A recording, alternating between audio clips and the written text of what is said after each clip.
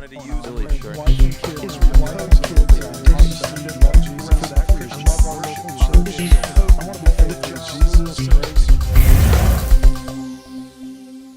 Well, there was certainly a time, when I was much younger, when I did not value information and education the way I should have, and of course that was manifested in my life. But later on in life, I began to realize that the more you know, the more valuable you become, and the much less easily deceived you are. And I always say knowledge is a formidable foe of falsehood and a formidable ally of truth. Now, this year, much has been made about many individuals being barred last minute from commencement invitations or honorary doctorates because of remarks or positions taken. Do you believe that this is an apparent, rising trend for graduations? Yes. Well, it's just showing how our society is going completely off the rail with political correctness and how incredibly destructive it is. When you have a university, which is supposed to be the epitome of free thinking, trying to constrain all the thinking and trying to impose their will and telling students that we are for free speech as long as you agree with us. But if you think anything else, we don't want anything to do with you, and we don't want you to be even disseminate what you believe to anyone else.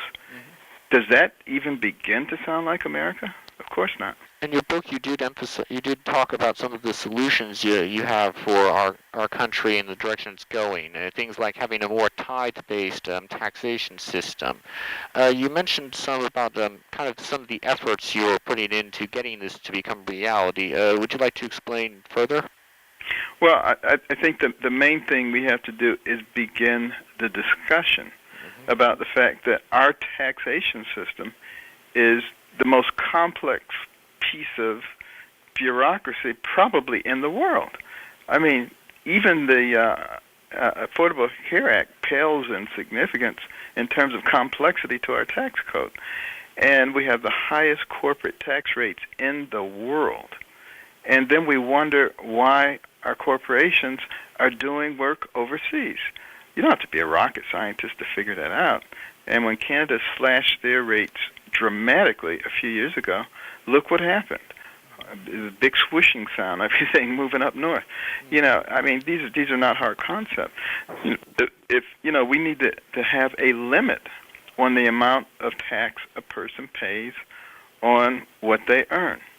I'm suggesting, that it be about 37%, and that would be all taxes, federal, state, local, whatever.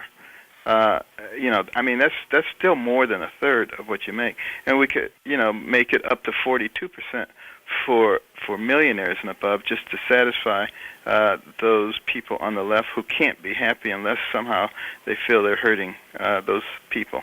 But no one should be in a situation where they're paying more than half of what they make, to government, because all that does is zaps incentives.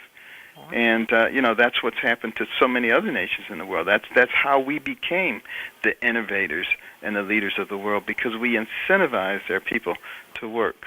So, I mentioned, of course, in the prayer breakfast, the whole concept of proportionality. Yes. If it was good enough for God, it should be good enough for us.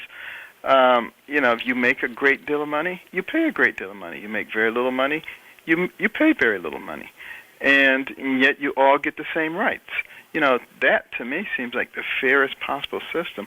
What is totally unfair is if you have almost half the population paying no federal income tax, but they get a say on how much the other people should pay. Does that make any sense at all? Of course not.